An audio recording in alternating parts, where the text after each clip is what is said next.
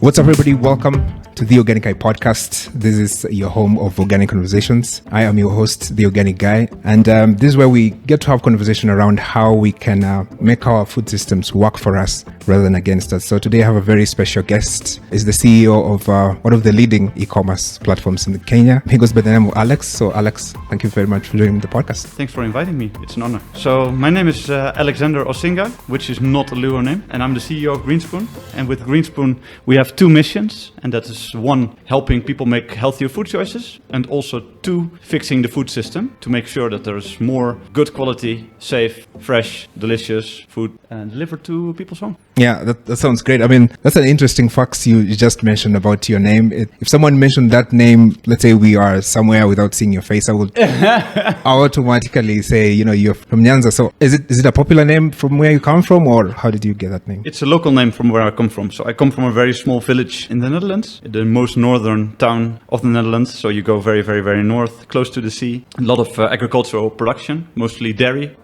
flowers. So my dad is also a flower farmer. It's a common name there, but it's not a huge name. Oh, I never made a connection that Osinga could actually be a Lua name. But every time I came to the airport, the guy behind the counter looked at my name, looked at me, started laughing. Yeah. And at one point I connected the dots. Interesting. The other thing, I noticed about you is that you like to beat your body a lot in terms of endurance. So you are into marathons, I guess. Yes. Where did that also come from? I mean, your family, or is something that came up? Yeah. No, it's interesting. Yeah, I started working as a consultant when I was out of university, and I had to transition from a student lifestyle, which was involving a lot of unhealthy habits, to becoming a consultant. And my first project I did was in Germany, sitting in a hotel 4 days per week, so flying in Monday morning, flying out Thursday evening. And I don't know if you stayed in a hotel for 10 months, but you don't get the most balanced diet. And at the end I looked at myself, and I was almost 95 kgs for a guy 186 or what, that's like 6 feet or whatever. I decided something needed to change. Friends of mine signed up for a marathon. I said okay, I have run 5 kilometers in my life, maybe once. Maybe I can do it as well. I couldn't, but I was really triggered after that because I hate not being able to achieve something. So I continued training, and I did my first marathon 1.5 years later. And since then I got really addicted to it, and I really enjoy doing it. And still at this moment I've done 10 marathons, 3 ultras, definitely not done. So in Loresh I run a lot, and Kenya is a beautiful place for running. Yeah, I was about just to say that. I mean, Kenya, we are basically known for long distances. This is the perfect place for you to keep your hobby going as well. Yeah. So let's go back, trying to understand you as the CEO of Greenspoon, one of the fastest growing e-commerce platforms. I'm a big believer in terms of where you grew up sort of shapes you in one way or another for the person that you become eventually. So take me back to your early childhood. Who are you? I mean, in terms of if we were to go around and ask your classmates at that time, how would they describe you as a young person? Yeah, good question. I think there's not such a big story behind me, right? I've grown up in a very stable family. My parents are together. They love each other. I have a very good relationship with my parents. I have one brother, one sister. Very stable. But you could say I'm a bit more the rebellious person of the family. So I got expelled from school at one point. So I almost couldn't do my exams. But it's a quiet area. My mom is from Suriname, which is a very small country in South America. So I think that mindset of traveling and going to new places, that I think came from my mom. My dad is very entrepreneurial. So maybe that brought everything together. Yeah, you mentioned about traveling. So I'm just wondering why Kenya, and how did you end up choosing Kenya as, your place to come and sort of live and just work? Yeah, I always say, to summarize it in one sentence, I've said yes a couple too many times. Now I ended up here. But first time I came in Kenya was through a former colleague who was going to do a project here in Kenya. And I literally thought, sorry guys, that you were living in huts. Okay, interesting. Right? This was 9 years ago. And okay. I think it was love at first sight. First week, I completely changed my mind. I had no idea what to expect. But after 1 week, I loved it. Back then, I think was one of the biggest malls where everybody went to. I had my first day I had breakfast at Art Cafe, which was also really cool. And I went my first weekend, I went to the Black Diamond on Friday night. So after that, I was sold. There's a pretty good experience, if you ask me.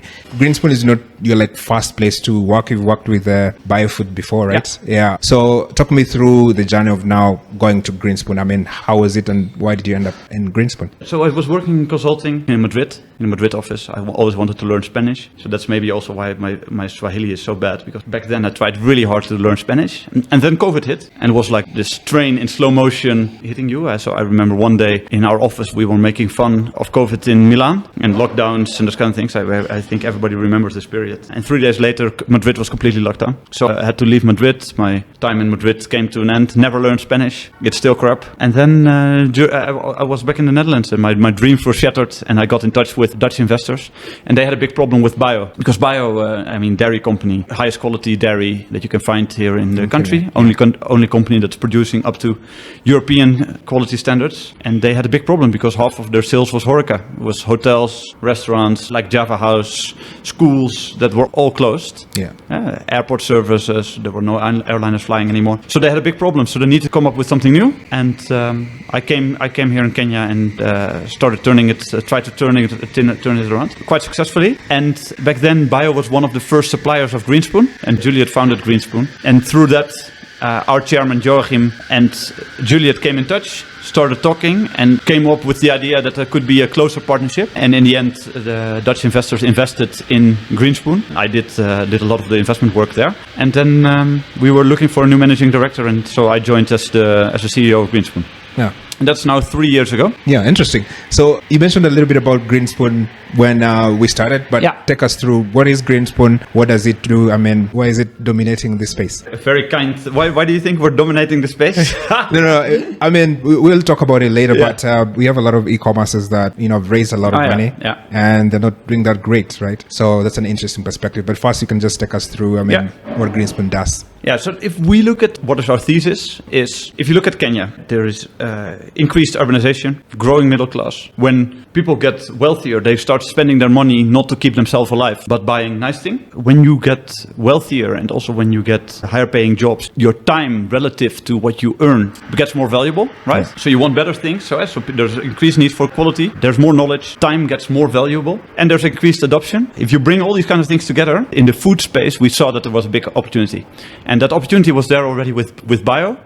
Because with Bio, we started producing at European quality standards, which means people can get a consumer-safe product that's also tasting a lot better. And with Greenspoon, we could do that all online. And with online, and we will talk about that as well. With online, you can do a couple of things that you cannot really do with physical stores. We can sell a product that we don't have, for example, that we will own, but at that moment that we need to make the transaction, we don't have that product. There's no shelf, if you say that. That has advantages and has also disadvantages. Nairobi is not so big, so you could make from one central point, you can supply quite a lot of customers. Yeah. Kenya has 50 million people. Nairobi has 5 million inhabitants, right? Yeah. That's correct. So there's 45 million people outside of Nairobi. But if you look at the concentration of wealth, it's arguably Nairobi, right? Yes. So we saw that opportunity and we started building. And we work extremely agile, like month by month by month by month. Of course, we have a big vision, but we listen to the customer and try to do the things that the customer asks us for now the most, right? Yeah. And that's what we're trying to do. That's a good strategy, if you ask me. Something that I think separates Greenspoon with a lot of e-commerce is it's focused on high quality products. Yes. On your website, you also have a section for organic. So let's talk a little bit about that. Why did you see the need to, include organic as part of your offering? Or was it demand driven, or what was the thought behind it? Yeah. So the reason why Greenspoon was founded by Juliet, Juliet became a mom, and they say people take care of their dogs better than themselves, and they will definitely take care of their kids more than themselves, right? Because you want to give your kids the best future that they can have. And they cannot make decisions yet. So you want to have the safest, best quality for your kid to make sure that they have the biggest chance to be successful or happy or healthy. So she started reading about food. I started reading about food and trying to find out where you could actually buy safe food. Because there was all these rumors and all these articles and all these tests that show that it's not going well with agricultural standards here in Kenya, right? It's basically an unregulated market. What happens if you have an unregulated market? There is an enormous pressure to produce as cheaply as possible, right? Without the rules, right? If we were going to play football together and I bring 11 people, but there are no rules, so you bring 15 people, who's going to win, right? And she saw that and she started talking to more people. She started talking to more suppliers, building basically a farmer's market online. And then it got catapulted by COVID, right? Because again, the great suppliers who were supplying the best hotels and restaurants didn't have a market anymore. Customers who were dining these kind of high quality products that were being served in hotels and restaurants didn't have the products anymore. So there was a sudden shift of supply and demand in the marketplace. And that's how Greenspoon grew a lot overnight, basically. Well, not overnight. And I think what we saw with organic, we saw the big parallels between bio, where also nobody is producing dairy at European or American quality standards. Yeah. And we saw that the same is happening with meat, fruit and vegetables, pantry items, bread. So we saw that opportunity. So you saw an opportunity in organic. So it was safe food most of all, right? First of all, safe, because if we would say everything, people always ask us, is everything you sell organic? And it's like, we can't. For there are many reasons, right? There's organic certification, like how organic is everything, right? Like you can be it's like with religion, you can be very strict. But we say, and it's also unaffordable for many people, let's be honest. So for us, safe is the most important, and safe is already a lot. That means for us, it's traceable to the source. We know what chemicals have been used, how they have been used, and we can visit the farmer if we want to, right? So safe is the most important thing, and organic is our premium. So we serve by far the biggest range of organic food in Kenya. Yeah. And we're always expanding, and we are trying to get really deep into the value chain and supply chain in understanding how we can get more farmers on board, and that can be for every product. So that's from fruit and vegetables, but also meat products and so on, rice, oils, etc., etc. So it's very exciting, right? Because it's a new market. I think retailers in Kenya have been sitting in their stores, and we are actually going out and actively looking for the best suppliers that we can find. Yeah, interesting. So throughout that short period you've been offering organic, is there a certain set of trends, especially from a consumer's perspective, you're seeing? Maybe it's in terms of pricing or availability. Is there something you're noticing? Yeah, look, it's a bit of a chicken egg problem, right? So what will make organic more available for everyone is if the top end of the market starts buying organic. Because if you have a very small farm and you have a very low production, you will have to charge a very high price to make a bit of money, right? And I mean, money is not the first motivator for many people, especially for the organic farmers, but it is important, right? You cannot be putting your own savings into your business in perpetuity, right? At one point that stops. So the prices at this moment are high, but we are seeing them come down very, very, very rapidly. And that's what's happening in the market, right? So if the price for 500 grams of tomatoes on the market is 50 shillings, maybe there are customers that say, okay, I would pay 70 shillings. So that means that you have the bit of the lower yield and the higher waste that you have with organic is compensated by a higher unit price. And it's developing really well. The products that we have in organic, I mean, everybody who shops from Greenspoon sees like we have a lot of back soon because we can just not keep up with the supply. But it will change, right? The nice thing about farming here in Kenya, the land is so productive. There are many farming cycles, and for farming, if you put something in the ground right now, for many products, you will have a product in a couple of months. For sure. And the other thing that is, I think it's different from Greenspoon, from other e-commerce or from other business generally in Kenya, is that you are B-Corp certified. Yes. So take us through what is actually being B-Corp certified mean, and why was it important for you, or else why should it be important for consumers to understand why you are B-Corp certified? Yeah, this was one of the things that we worked on the first end. It was one of our goals, because if you look at conscious capitalism, we want to build a good business, a business that makes money, but is also taking care of all its surroundings. And that for us, it's the community, the people, it's the environment, right? Climate impact, etc. And like with bio, we wanted to be at the highest standards that we could measure ourselves against. And the highest standards of sustainability in the world is B-Corp. So B-Corp applications take very long. They have very detailed questions about everything that you do, how what you do affects the value chain, how do you positively impact, how do you institutionalize it, right? So you have to change your bylaws, you have to change like your certificates of incorporation type of thing. That's how deep it goes. And they will check everything. And for us, it took like 2 years before we got certified. That means that in terms of sustainability, we were in the same league as companies like Patagonia, Brewdog, Ben & Jerry's. When I go to Europe, B-Corp is still very small here, right? But it will also grow. When I go to Europe, I see like every cool company is B-Corp. Yes. Okay. And that's the most important thing, right? And I think it's important for our customers. Our customers appreciate it that we are doing more than just running a business, because we care about sustainability.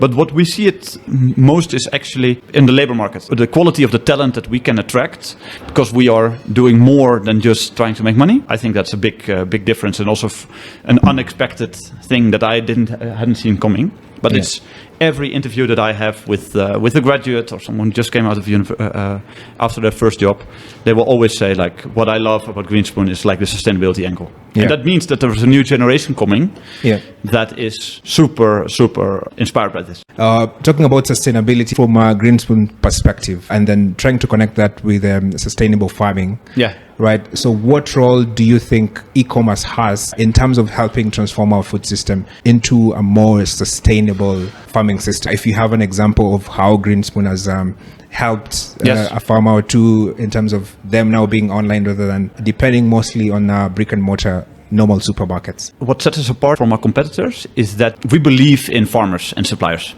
Right? Even if there is not a product yet, we believe in them, right? So we will stand next to them and try to help them instead of saying like, okay, send me your price list and maybe we'll buy.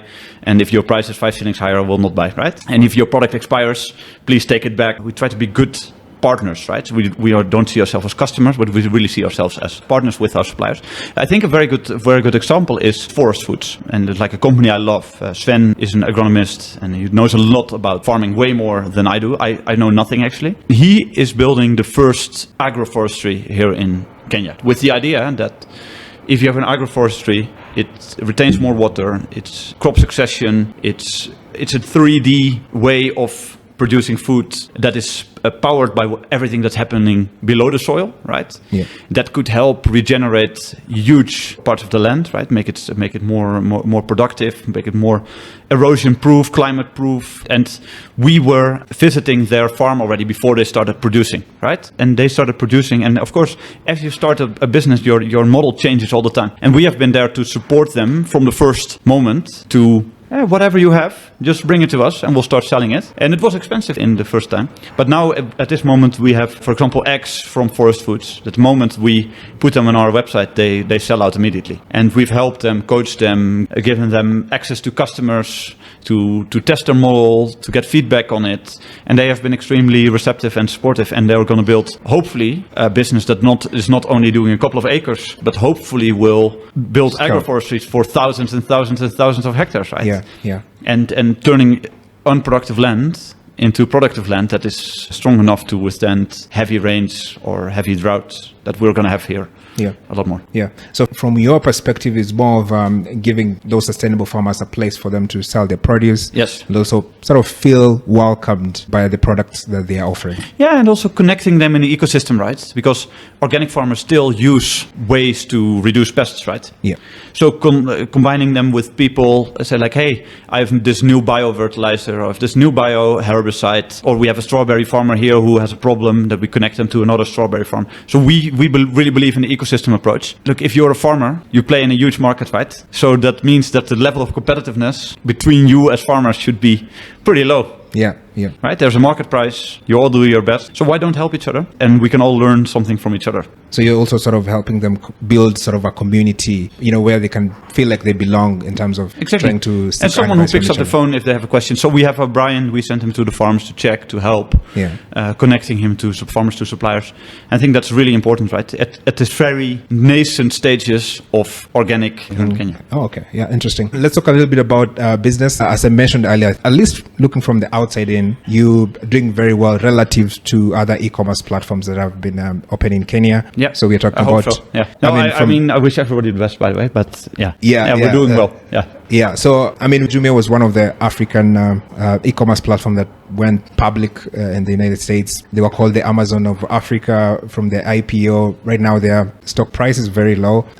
Look at Sky Garden, you look at Trigger Foods, all those kind of stuff. So there's a lot of things that have been happening in the e-commerce space. Mm-hmm. So from where you're sitting, what do you think you are doing right that other e-commerce platforms are not getting right? So there's a lot to be said about that. Let's first all start that if you look at the total timeline of business, e-commerce is pretty new, right? Yeah. And especially e-commerce in Africa. And especially the models are pretty difficult. And I'm sure of all the companies you mentioned, there are a lot of people that have worked and are working extremely hard to build something cool and new and exciting, right? Yeah. So the typical problem what you see with e-commerce is how can you balance your unit economics, right? When I evaluate a business, there are 5 things that I look at. And that's 1, are you solving a real problem? 2, the revenue model. Can you make money with that? 3, can you make profit? 4, can you scale it? And 5, do you have a model that nobody can copy, right?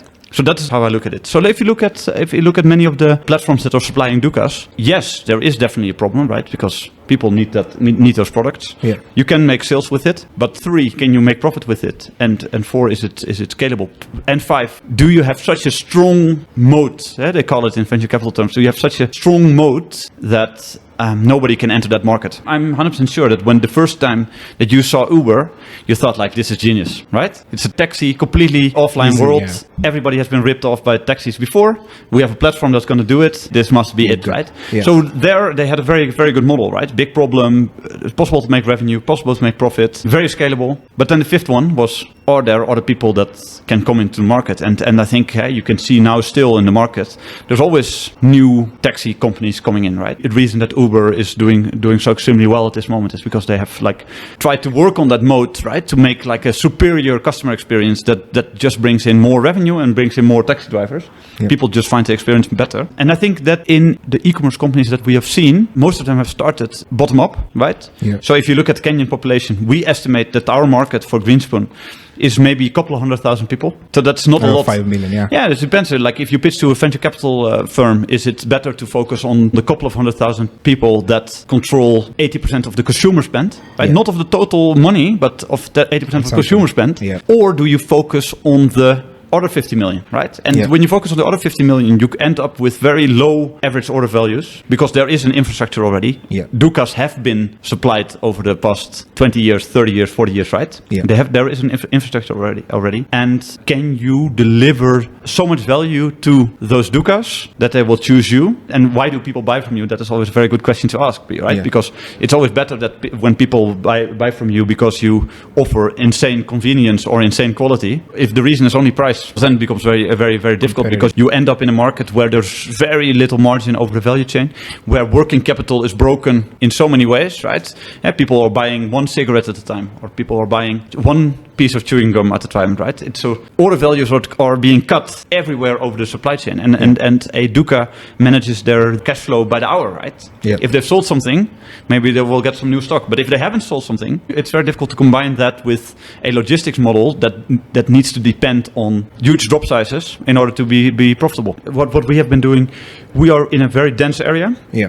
Our customers, we have started at the wealthiest customers of Kenya, and that gives us good basket size, right? Yeah. If you shop for a whole week, that Covers for the... and it can be everything, right? Fruit and vegetables, pantry, meat, wine, spirits, everything. So those baskets are very sizable. So the profitability for 1 drop for us is much better than for some of the other platforms. Yeah, okay. I think that makes sense, especially from a specificity point of view. I mean, when you look at platforms like Amazon, when they started, it was just a bookstore, right? Yeah. So they are 0 to 1. Yeah. If you look at, I don't know if you've read the book 0 to 1 by Peter Thiel. Not yet.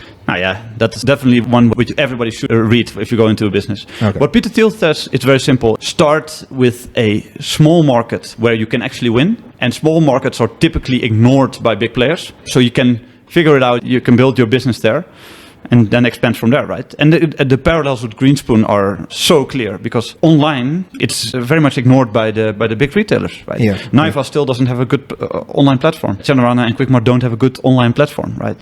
Carrefour works together with a lot of third-party suppliers, right? In terms of the delivery or even the ordering. Yeah. And that is just, they have underestimated how big that market potentially is. Yeah. And that market will get big. Yeah, I think also that makes sense. The other thing, apart from focusing on the niche, is focusing on the high end of the market. Because if you look at innovation, especially tech innovations, Yes. for example, when cars came out first, very rich people could afford it, right? And then as time goes on, everybody can now seem to afford it. Laptops, phones, all those kind of things. Absolutely. So you can... Mercedes always tests the newest technology in the S-Class, right? Yeah. Because a low number of units, high R&D, high production costs per unit, so it's expensive. So you would only put it in the most expensive vehicles. Yeah. I think that kind of makes sense. But like Greenspoon will not be a niche player for long. Yeah, happens. It's part of the evolution, I think. That's part of the evolution. And we are in a very comfortable situation in the sense that we have strong customer base in many areas in Nairobi. Yeah. I hope you see our vans driving around often. Do you see our vans driving around? The Greenspoon vans? No, you don't? Oh, shit. Then we need more. I've seen a couple. Yeah. We hope. I think it's one of those phenomenons where if you are aware of something, then you see it a lot. Okay. If you're not aware of something, then you don't. I see our vans all the time, but it must be me. Yeah. But we need. Where do you live? Limuru. Yeah, okay. Yes. Okay, Limuru, we still need to do some work. Yeah. But we'll get there. And you? Embakasi, that's also, we still have to go there a lot, but we will get there, right? We will go to Embakasi, Buruburu, Karsarani, Langata, Ruaka, like all the tier 2, I would say, right? Here, where people are definitely middle class, but are they as high end as in Runda, Levington, Karen, Gigiri, Kitisuru, etc., etc. So that is definitely phase 2. And then hopefully phase 3, we can do Eldoret, Nakuru, Umoja. Yeah, we can go everywhere. But whatever you feel there's demand for your products. Yeah. And the customer will always tell you what's right? Yeah. If the customer will tell you if they're ready, right? You can put something in front of the customer. If they don't bite, they're not yet ready, or your offering is not good enough, which also makes sense. And we, like what I said, we build its adjacent circles. Sort of to help you scale when you want to. Okay. You are part of the Nairobi Business Angel. Yes. It's all about investments. I mean, now you have like your teeth in this space. Maybe these are entrepreneurs listening to this and, they're wondering, how can I raise money? Okay, we've seen money is not everything, but it's just part of the equation, yeah? So from your experiences working with startups who want to raise money, what advice do you have for them, or what do you usually look from those entrepreneurs, from the business themselves? Okay, I'm a terrible fundraiser. There are definitely a lot more better people in the market that can raise a lot more money than I can. Okay. Right? Yeah. However, I'm learning fast, because what I do in terms of how I fundraise is same as what I'm doing with business. I iterate. I call myself sometimes like one of these robot vacuum cleaners, right? So I hit the wall, then I turn around and make something new. It depends on what you want to build with your business, right? So there are very small business models that can be extremely profitable, right? Having a network of 10 car washes or 10 people who do lawn mowing can be insanely profitable, right?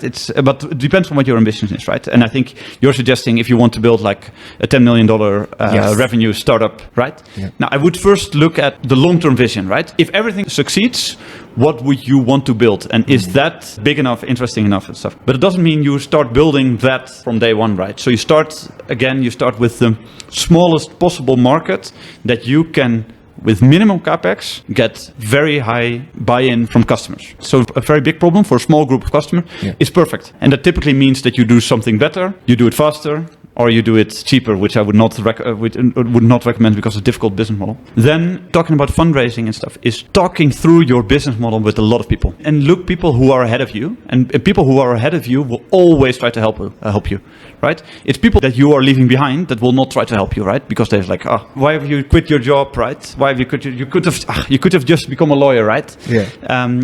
Especially if you start becoming an entrepreneur. So I've never been brave enough to completely stop my job to become an entrepreneur. But I rolled into this, and find people who can tell you the truth and ask them, and then do listen. Because what I see in many entrepreneurs is they ask for advice and then they don't listen. Yeah. And that's just a waste of time, right? And there's no easier way than to throw away your total credibility if you don't listen to advice from people you've asked for help. So that's what I would do. And then in terms of fundraising, like what I said, there are some people in the market who are extremely good fundraisers.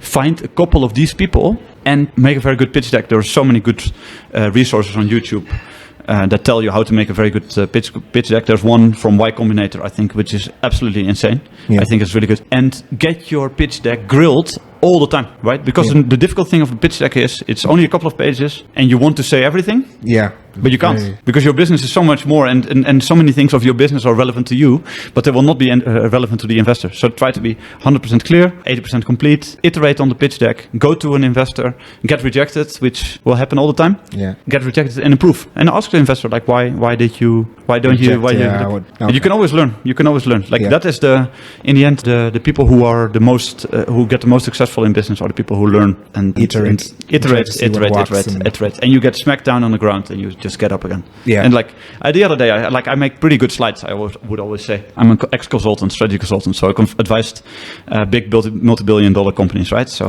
I thought my slides were pretty good, and always people said that I make good slides. So I sent one of my pitch decks to an exited entrepreneur who started a grocery startup, because I thought like that would be the ideal person to invest in my company. Yeah. And I've been so persistent with him, and he said like, okay, I can talk to you next week, and like weeks, right? Now next week I have time, next week, but then nothing happened, right? So at one point he said like, okay, you've been so annoying, send me your pitch deck. I sent it to him. He responded within 2 hours and said like, I had a look at your pitch deck. It looks awful. It will be very difficult to raise money with this shit. It says a lot about you that you don't have your standards right. And it's like, okay. Yeah. But that's great, right? So someone who is ahead of you, right? Giving you it says like, yeah, look, your standards are not where they should be, right? Yeah. And that's good.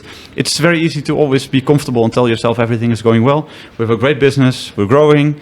Customers are happy, blah, blah, blah. But if you want to play in a different league, you also need to adhere to the standards of a different league. And I looked at my pitch deck and I said like, yeah, it's actually crap. Yeah. So then made a better pitch deck. Is there a section of investment you're looking at? I mean, is there a category that you're interested in investing in? So what I believe works for Africa is I don't believe strict software works. Yeah. Internationally, it also will not work in the long term, except if you have a very strong moat. In the long term, okay. So what is happening, it's very interesting. What is happening is that because of AI, ChatGPT is bad at a couple of things, but there are some things that ChatGPT is really good at, and it's developing. So what you see is productivity of developers is really increasing. So you can suddenly master a lot more languages, master a lot more things, because ChatGPT masters all the languages, right? So you can say like, oh, I had this piece of code. Can you write it in this language? And ChatGPT will take a minute. Yeah. And it could have taken, hey, there's a bug in my code.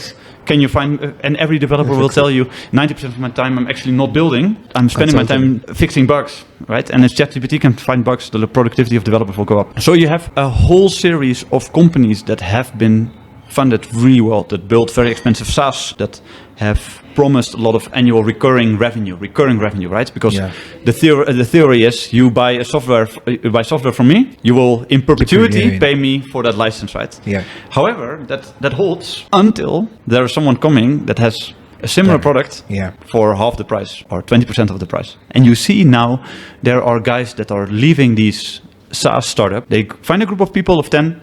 They say, you make a very nice product. I'm going to copy the product that you have, but it's going to be 90% cheaper. Yeah. And that is a very difficult space for the traditional SaaS companies, because every company spends so much money on licenses. I mean, we always look at our licenses. How can we reduce our licensing cost? Yeah. And if there's a company that sells the same thing, it's a very simple sales channel, right? I'm selling you Office at 10% of the price. Yeah. It's you would be interested, like, okay, so I have 100,000 people working in my company.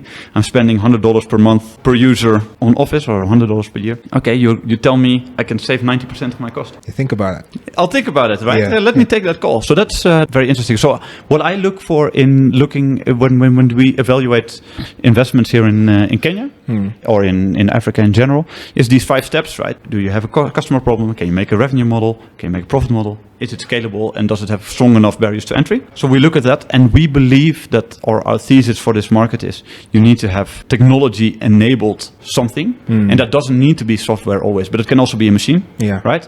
If you and I will start a Mandazi business, and we've come up with a super hyper deluxe Mandazi business that can produce Mandazis at 10% of the cost of what the competitors can do. That's also tech enabled, right? Yeah. That's also tech enabled, in my view. Yeah. We with our group, we have a feed mill for fish feed. Yeah. That is also very tech enabled, right? So the company is running for a year. It's super profitable, and that's also tech enablement, right? Yeah. So we look at tech enabled linked to real economy, right? Growing markets, an opportunity to go into significant markets. So whether you start high end or whether you start low end, preferably for us high end, moving towards a growing mass market. Okay. Is it good enough for you to keep going in the market? Yeah. And that's how we evaluate investments. And we're always open, but there are not many that fit the bill, I guess. That is because that's also what people forget when they're fundraising is people who have money, they get a lot of requests. Yes. I mean, you must know, like if you're making the most money of the family, you get the most requests, right? Can you help me with this? Can you help me with that? People who have money, they get a lot of proposals, and they don't need to invest. In you, right? And I mean, that doesn't mean that the rejection. That you should listen why they reject proposal, but there are 100 reasons. There only needs to be one no or maybe. Yeah. People are like, okay, let me pass this one. Yeah. Okay. So since you're already in this space, I want to hear your thoughts on this. I mean, you can sort of give us an idea of how we can solve our farming problems, right? So there's a lot of chat about climate change and how it's going to affect our food. Our food has less nutrients than it used to have. Yes. So from your perspective and where you sit, what can we do from an e-commerce perspective or from farmers' perspective to help make our food systems more sustainable? I think we should pay for quality and think long term. Right. If we say like this is the way we want to do it, we need to pay for it, right? Yeah. What do you think? So consumer driven, right? Yeah, it's consumer driven, right? And I'm very skeptical about agricultural initiatives that don't take the end consumer in mind, right? I think there's a lot of money going to a lot of farming projects that when that money is going out, that those projects will go down. There's a lot of money going to smallholders, and I don't know how you look at it, but to smallholds, like really smallholders, right? So people who have 2 cows or like quarter of an acre of maize. I don't think that's the goal of the country, right? I don't think if you look at Kenya and you would make a blueprint of Kenya in 50 years, I don't think we would hope that 48 million people of the 50 million are farmers. Sorry to say, right? Yeah, I mean, I have tremendous respect for the farming job, and it's great. Yeah. And I mean, it's great that you are so much more connected to your food still than Europeans are. Yeah. But I don't think it's the highest leverage, highest yielding activity that people can do, right? Yeah. The world is aging rapidly in Europe, Japan, US, etc. There's so many rapidly aging populations. So let's hope that the future of this country can contribute to the biggest problems, right? And have more consolidation in our farming systems. Yeah. So your solution is more of consumer driven. Yes. So consumers need to look for this more sustainably grown products. Yeah. So like what with bio, what we do is, for example, nobody asks us to produce at that higher European standard, right? Except the customer. Yeah. Bio is still growing very fast, and we're not doing so many different things than what we were doing over the past years. It's just more consumers that getting aware, that taste the difference, that try the product once and say like, wow, I want this always. And how we did it with bio is go to farmers, teach farmers what they could do and pay them a better price if they give us more volume and better quality. Someone needs to break the cycle.